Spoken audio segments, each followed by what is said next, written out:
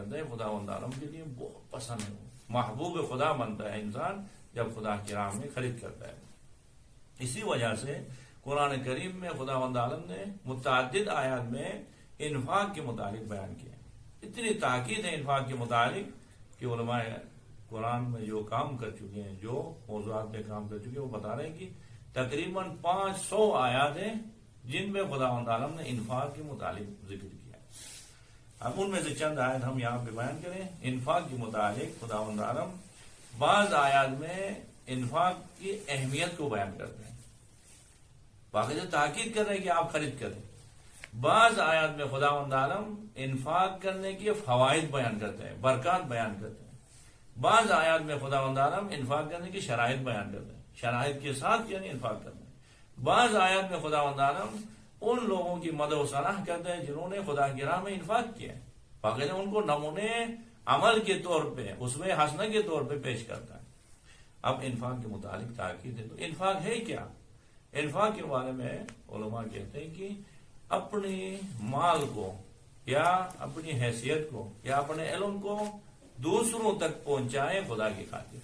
اپنی ملکیت جو مال اپنی ملکیت میں ہوتے ہیں اس کو دوسرے کی ملکیت میں دے دیں خدا کی رضا کی خاطر، تو یہ ہے انفاق۔ لیکن رہبر معظم آیت اللہ سید علی خامنہئی صاحب نے خاص تعریف کی۔ انفاق کے معنی نفقہ، عربی میں کیا کہتے ہیں؟ گڑھے کو نفق، گڑھے کو نفق کہتے ہیں۔ انفاق کے معنی یعنی آپ کے جو خرچ ہو رہے ہیں وہ اس گڑھے کو پور کر دے، یعنی ایک جگہ میں کمی ہے اس کمی کو پور کر دے تو وہ ہوا انفاق۔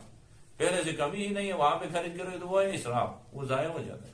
اکثر ہمارے لوگ انفاق کرتے ہیں لیکن حقیقی انفاق نہیں ہے، وہ ضائع ہوتا ہے، وہاں پہ واقعا مستحق تک نہیں پہنچتا ہے، پہلے سے کھا رہے ہیں۔ اسی وجہ سے کیا کہتے ہیں؟ غریبوں کی مدد کرنے والے غریبوں کی مدد کرتے کرتے امیر ہو گئے، لیکن وہ غریب بیچارے ایسے ہی رہ گئے کیونکہ مستحق تک نہیں پہنچے۔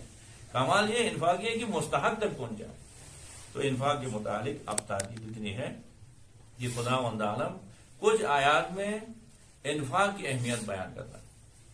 سورہ مبارک بقرہ کی 254 نمبر آیت میں خدا عالم باقاعدہ اپنے بندوں کو حکم دے رہے ہیں، کیا فرماتے ہیں؟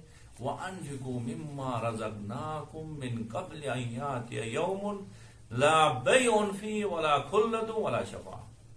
انفقوا باقاعدہ صحیح امر آپ کو کہہ رہے ہیں کہ انفاق کریں، خدا کی راہ میں خرید کریں۔ کہاں سے؟ جو خدا نے آپ کو دیا۔ وَأَنفِقُوا مِمَّا رَزَقْنَاكُم، خدا عالم نے جو رزق آپ کو دیا اس سے خرید کریں۔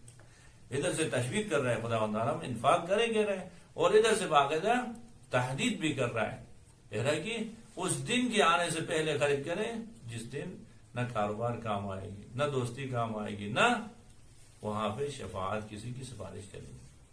یا ایھا الذین آمنوا انفقوا مما رزقناکم من قبل ان یاتی یوم، اس دن کے آنے سے پہلے خرید کریں لا بیع فیہ، جس میں کوئی کاروبار نہیں ہے۔ دنیا میں انسان کیا ہوتے ہیں؟ اپنی ضرورت پوری کرنے کے لیے کاروبار کرتے ہیں، وہاں پہ کاروبار کا سسٹم نہیں ہے۔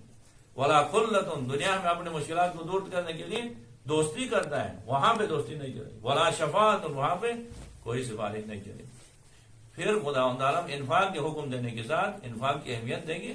جو انفاق نہیں کرتا ہے تو خدا کیا کہتے ہیں؟ والکافرون هم الظالمون۔ آخر میں آیت کے آخر میں فرما دے کافر لوگ ہی ظالم ہیں، یعنی جو انفاقات جو مالی واجبات کو ادا نہیں کرتے تو حقیقت میں وہ کافر ہو چکا ہے۔ اب مالی واجبات ہمارے پر گردن پہ کتنے ہیں؟ خمس کی شکل میں، زکوٰۃ کی شکل میں، حج کی شکل میں، فطرہ کی شکل میں، ان سارے واجبات کو ادا کریں گے، واجبات مالی کو آپ انجام دے دیں گے۔ یا دوسری آیت میں سورہ مبارک آل عمران کی 92 نمبر آیت میں خدا عالم کہتے ہیں کہ اگر خدا کی راہ میں انفاق نہیں کرو گے نا آپ خیر تک پہنچ ہی نہیں سکتے ہو، یعنی آپ بر تک پہنچنے کا وہم و گمان ہی نہیں کر سکتے۔ اس تاکید کے ساتھ خدا عالم فرماتے ہیں لن تنالوا البر حتى تنفقوا مما تحبون، آپ ہرگز خیر تک، اچھائی تک، نیکی تک نہیں پہنچ سکتے ہو۔ اگر پہنچنا ہے تو کیا کریں گے؟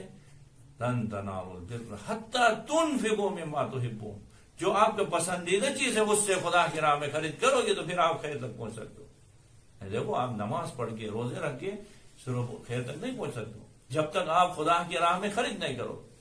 یہاں پہ نفع ابدی ہے، باقاعدہ فرماتے ہیں لن تنالوا البر حتى تنفقوا مما تحبون، ہرگز آپ خیر تک، اچھائی تک، بر تک نہیں پہنچ سکتے ہو جب تک آپ اپنی پسندیدہ چیز کو راہ خدا میں خرید نہیں کریں. وما تنفقوا من شيء فإن الله به عليم. پھر خدا وندار فرماتے ہیں جو کچھ آپ خدا کی راہ میں خرید کر رہے ہو خدا وندار اس کو جانتے ہیں، خدا کی درگاہ میں وہ محفوظ ہے. یا خدا وندارم کی راہ میں خرید کرنے کی تاکید اس طرح کر رہا ہے، اہمیت اس طرح بیان کرتا ہے کہ آپ جو راہ خدا میں خرید کر رہے ہو تو اس کے معاملے نہیں سمجھو، اس چیز کو خدا وند عالم باقاعدہ آگے خرید دیتا ہے آپ سے. سورہ توبہ کی 111 نمبر آیت میں رب العالمین کس عظمت کے ساتھ بیان کر رہا ہے، ان اللہ اشترى من المؤمنین انفسهم واموالهم بان لهم الجنہ.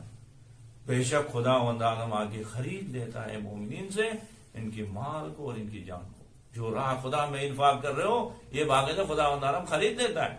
اب اس کے بدلے میں کیا دے رہے ہیں؟ بِأَنَّ لَهُمُ الْجَنَّةَ، جنت عطا کر دے. یا اسی طرح خدا وند عالم فرماتے نیکی تک پہنچنے کا ذریعہ کیا ہے؟ انفاق ہے. اسی طرح متقی بننا، متقی ان کی جو اتنے صفات بیان ہوئے نا، پھر خدا وند عالم فرماتے متقی نہیں بن سکتے جب تک آپ خدا کی راہ میں خرید نہیں کریں. اب متقیوں کی صفات ہی خدا وند عالم اس طرح بیان کرتا ہے. سورہ مبارک آل عمران کی 133 اور 34 نمبر آیت